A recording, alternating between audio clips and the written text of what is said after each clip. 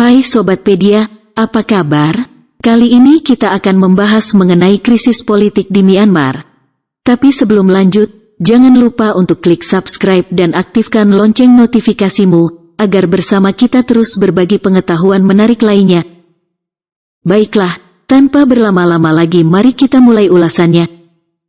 Krisis politik Myanmar kian memanas. Kudeta yang dilakukan militer Myanmar kepada Aung San Suu Kyi masih menjadi polemik hingga hari ini.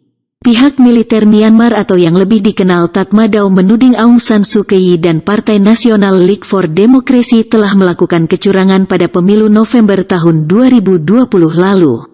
Tatmadaw menuding Aung San Suu Kyi telah memanipulasi 10 juta suara agar memenangkan partainya dalam pemilu. Namun setelah melewati sengketa, tuduhan dari pihak Tatmadaw tidak bisa diterima dan tetap memenangkan suara dari peraih Nobel itu.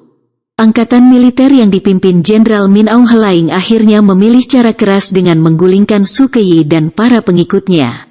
Situasi Myanmar usai kudeta dilakukan semakin kacau, saluran internet dan telepon mati, panik buying terjadi di beberapa daerah, para pendukung Suu Kyi mulai turun ke jalan dan menolak kudeta yang dilakukan militer. Aksi protes mulai terjadi lantaran angkatan militer menyatakan akan mengambil alih negara selama 1 tahun. Masyarakat Myanmar pun percaya bahwa pemilu hanyalah alasan kecil yang dibuat Tatmadaw untuk membekuk dan melemahkan Suu Kyi. Permasalahan sebenarnya disebut telah terjadi sejak lama, jauh dari pemilu akhir tahun lalu. Tatmadaw disebut khawatir dengan rencana Partai Nasional League for Democracy terutama isi kepala Suu Kyi untuk mengubah konstitusi dan melemahkan kekuatan politik militer. Yun Sun, seorang analisis hubungan China-Myanmar, mengatakan bahwa sejak akhir pemerintahan militer pada 2011 lalu, tujuan Tatmadaw adalah untuk mengukir bagian dari politik nasional dalam ekonomi nasional, untuk mempertahankan hak istimewanya dan menyerahkan jalannya negara kepada pemerintah sipil. Kemenangan Suu Kyi berturut-turut pada 2015 dan 2020 telah merusak tujuan angkatan militer itu.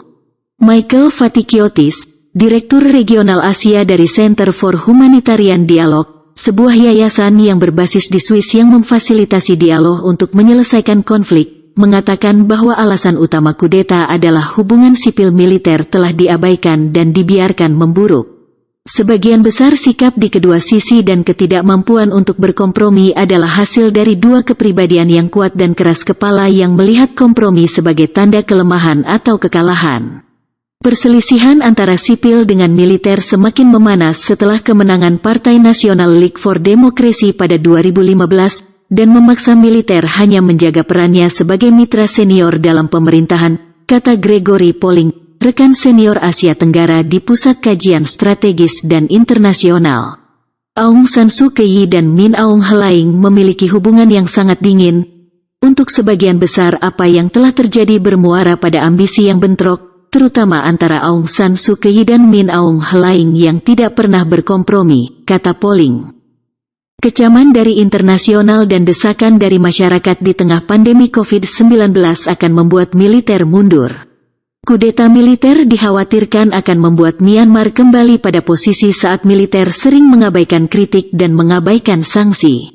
Bahkan Tatmadaw tidak bergeming saat Amerika Serikat menjatuhkan sanksi pada Myanmar tahun 1998 atas penindasan militer pada sebuah protes.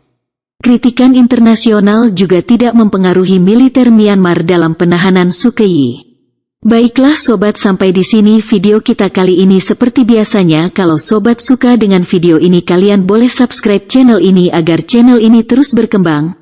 Baiklah, saya pamit dan sampai jumpa di video selanjutnya.